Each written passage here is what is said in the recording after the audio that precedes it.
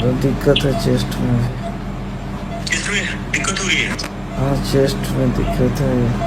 9 दिन से वो हड़ताल में थे, उसके बाद भी लाठी चार्ज हो गई हम पे। आपके ऊपर भी लाठीचार्ज कराया इन लोगों ने?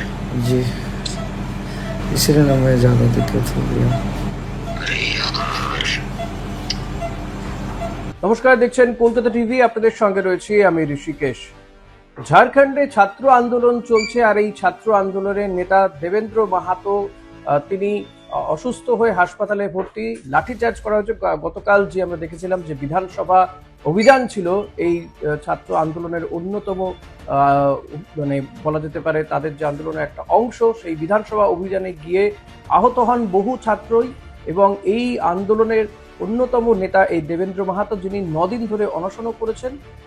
পুলিশি লাঠিচার্জ, কাঁদানে গ্যাস, জল কামান সবই দেখা গিয়েছে গতকাল। গোটা দেশ সেটা দেখেছে যে ঝাড়খণ্ড সরকার কিভাবে এই যে প্রশ্নপত্র ফাঁসের বিরুদ্ধে যে আন্দোলন, সেই আন্দোলনকে প্রতিহত করতে যে পদক্ষেপ তারা করেছিল, জানি ইতিমধ্যেই সমালোচনার মুখে পড়ছে তারা। শাসক বিরোধী সব পক্ষের সমালোচনার মুখে পড়ছে ঝাড়খণ্ড প্রশাসন। আর এবার দেবেন্দ্র মাহাতোর সঙ্গে কথা বললেন সিজেপি নেতা অভিজিৎ দীপকে। এই অভিজিৎ দীপকে আপনারা জানেন যে ককরোচ জনতা পার্টির নেতা, এবং যন্তর মন্তরে যে আন্দোলন দেখা গিয়েছিল সেই আন্দোলনের অন্যতম মুখ ছিলেন।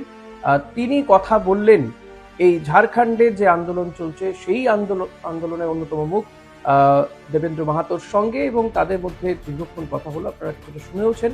এবং সেই আন্দোলনে ঠিক কি মানে এই আন্দোলনকে প্রতিহত করতে সরকার কি করছে, কি করলো, এবং সিজেপি তাদের সঙ্গে যে রয়েছে, তাদের পাশে রয়েছে, যে কোনো প্রয়োজনে অভিজিৎ দীপকেরা যে তাদেরকে সহযোগিতা করবে বা সাহায্যের হাত বাড়িয়ে দিচ্ছে, সেটাই কিন্তু এই ফোনালাপের মধ্যে কথা হয়েছে। এবং দেবেন্দ্র মাহাতো তিনি জানিয়েছেন যে প্রশাসন কিভাবে তাদের এই আন্দোলনকে দমন করতে চাইছে।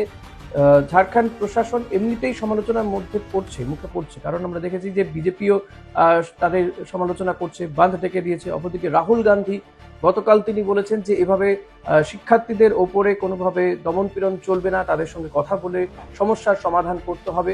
অন্যদিকে ঝাড়খণ্ড প্রশাসনের বক্তব্য যে তারা কথা বলেছেন এবং ছাত্রছাত্রীদের যে দাবি, সেই দাবির 98% মেনে নিয়েছেন। তবে ছাত্রছাত্রীদের বক্তব্য যে 13টি পরীক্ষা প্রশ্নপত্র ফাঁস হয়েছিল, মাত্র 3টি পরীক্ষা বাতিল করা হয়েছে, তাদের অধিকাংশ দাবি মানা হয়নি, তাই তাদের এই আন্দোলনও চলছে।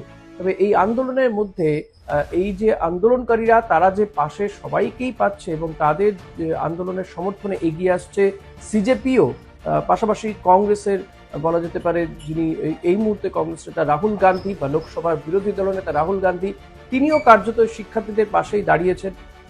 শরিক দল হওয়া সত্ত্বেও ঝাড়খণ্ড প্রশাসনকে তিনি রাজধর্ম পালনের বার্তা দিয়েছেন।